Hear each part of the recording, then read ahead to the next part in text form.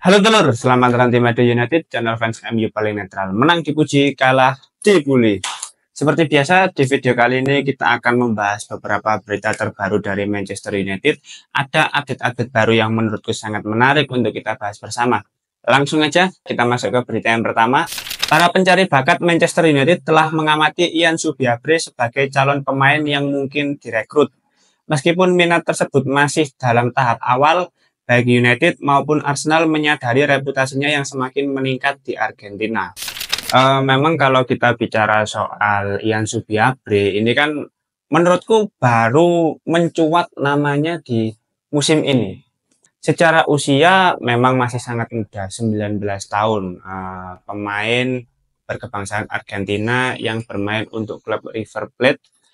Secara performa ya, jujur aja nggak terlalu impresif sebetulnya. Karena di musim ini pun di kompetisi Argentina baru memberikan kontribusi 1 gol kalau nggak salah. Dengan pemain yang berposisi sebagai sayap, menurutku secara statistik masih terlalu mentah. Yang Subiabre ini kita masih belum bisa menilai dengan pasti ya secara kualitas ini seperti apa, karena ya masih terlalu dini untuk menilai pemain ini. Terus yang kedua ya baru terlihat secara performa, dan kedua namanya pun baru terdengar akhir-akhir ini gitu loh. Jadi kita tidak bisa menilai pemain ini memang sangat potensial calon bintang masa depan. Wah, menurutku terlalu berlebihan ya, terlalu digembor-gemborkan oleh media. Karena secara statistik pun ya berdasarkan torehan gol, assist yang didapatkan ya masih sangat minim gitu loh. Bahkan di setiap pertandingan skor yang Subiabre ini masih di bawah 7 gitu loh. Ini kan menunjukkan bahwa ya memang secara performa masih belum menjanjikan itu.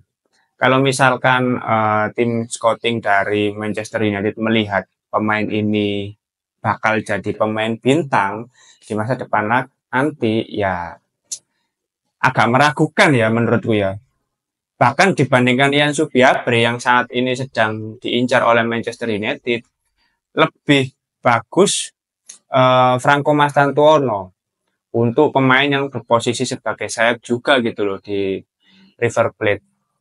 Bahkan Mastantuono secara statistik lebih bagus dibandingkan Ian Subiabre. Dan Franco Mastantuono kan dari musim kemarin sempat ada rumor kalau pemain ini tuh diincar oleh Manchester United. Tapi ya memang sampai sekarang belum ada pergerakan yang signifikan dari pihak United.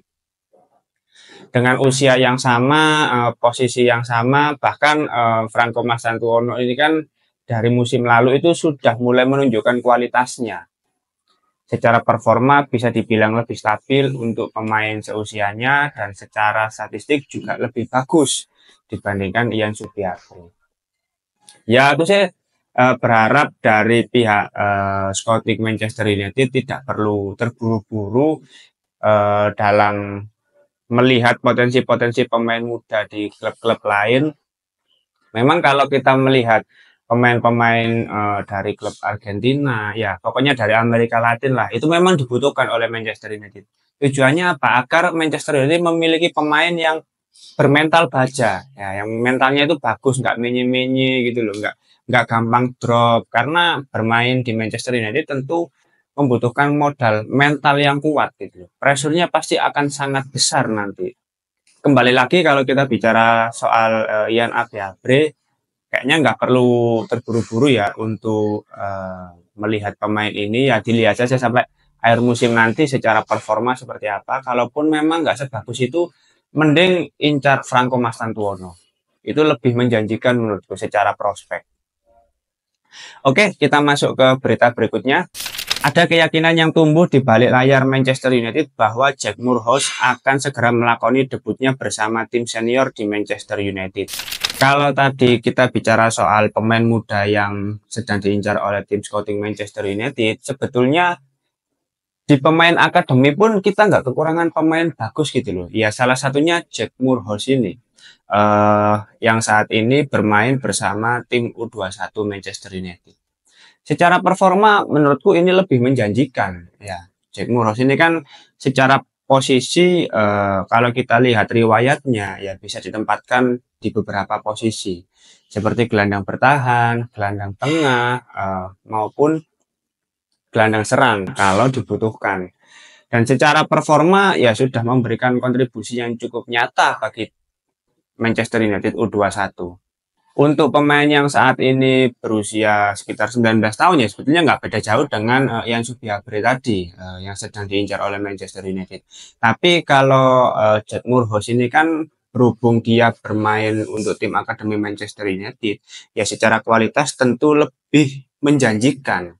Karena secara performa bermain di tim Manchester United U21 juga pasti sudah terbiasa dengan lingkungan-lingkungan di Manchester United. Justru aku berharap Jack Moorhouse ini memang layak diberi kesempatan untuk menjalani laga debut bersama tim senior.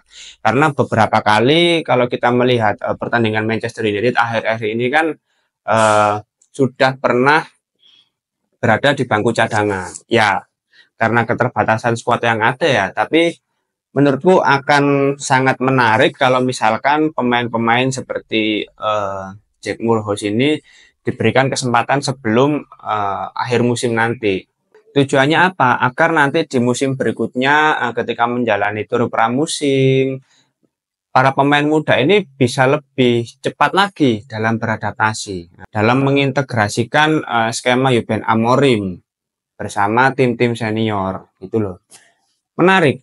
Bahkan selain Jack Moorhouse ini kan ada pemain-pemain muda lainnya, terutama di tim U18 seperti Amir Ibrahimov.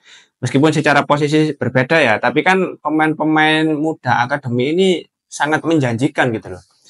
Bahkan kayak kemarin Amir Ibrahimov kan sudah menandatangani kontrak profesional bersama Manchester United. Tidak menutup kemungkinan di musim berikutnya atau akhir musim nanti akan ada pemain-pemain muda dari akademi yang akan menjalani laga debut bersama Manchester United. Selain Jack Moorhouse yang dikabarkan akan diberikan kesempatan, ya ada nama-nama lain seperti Seko Kone yang kabarnya juga tidak menunggu sampai musim depan untuk menjalani laga debut bersama tim senior. Nah ini kan hal-hal yang layak kita nantikan, ya talenta-talenta muda dari akademi ini yang secara perlahan layak diberi kesempatan untuk menunjukkan kualitasnya bersama tim senior. Oke, kita masuk ke berita yang terakhir. Victor Osimhen menargetkan kepindahan ke Premier League atau Juventus musim panas ini. Ia tersedia dengan harga 55 juta pound sterling.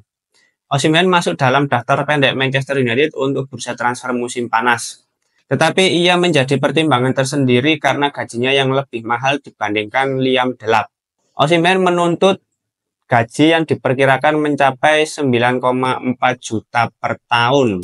Nah, ini yang sedikit menjawab pertanyaan kita semua sebagai fans mengapa Manchester United lebih memilih Liam Delap sebagai target utama di bursa transfer musim panas mendatang dibandingkan Victor Osimhen. Tapi menurutku tetap nggak masuk akal ya teman-teman. Maksudku Osimhen untuk rilis clause-nya itu tadi di angka 55 juta. Bahkan sudah lebih turun lagi gitu loh. Kalau Liam Delap 40 juta ya untuk pemain dengan kualitas seperti itu ya untuk tim yang akan terdegradasi musim depan. Selisih 15 juta itu ya nggak make sense yuk kalau misalkan Manchester United tidak memprioritaskan Victor Osimhen gitu loh.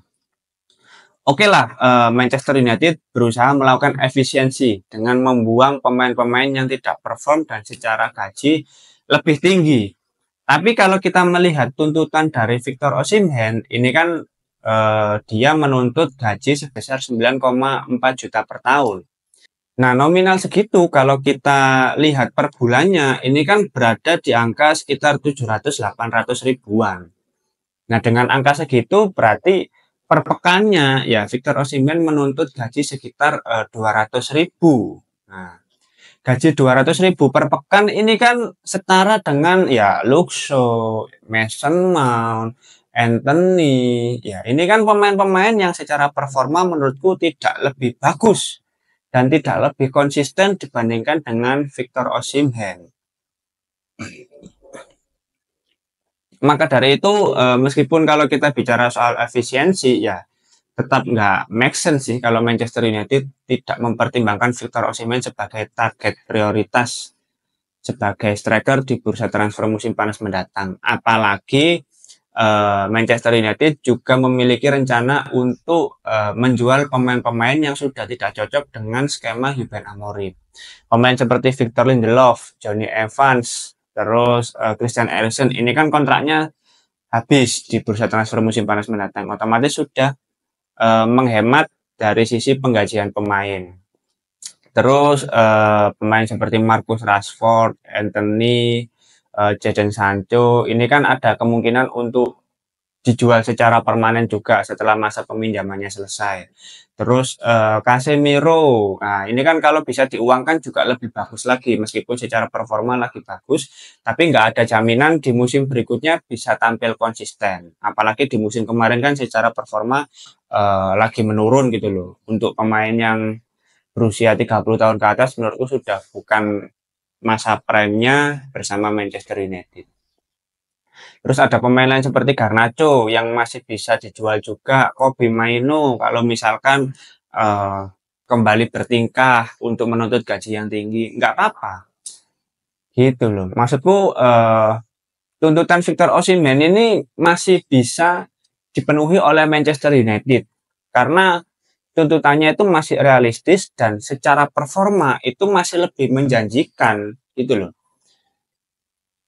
Ya tetap aku sih berharap Manchester United benar-benar mempertimbangkan opsi striker di bursa transfer musim panas mendatang. Jangan sampai ada kesalahan fatal yang itu mengakibatkan kerugian yang berkepanjangan bagi Manchester United di musim-musim berikutnya.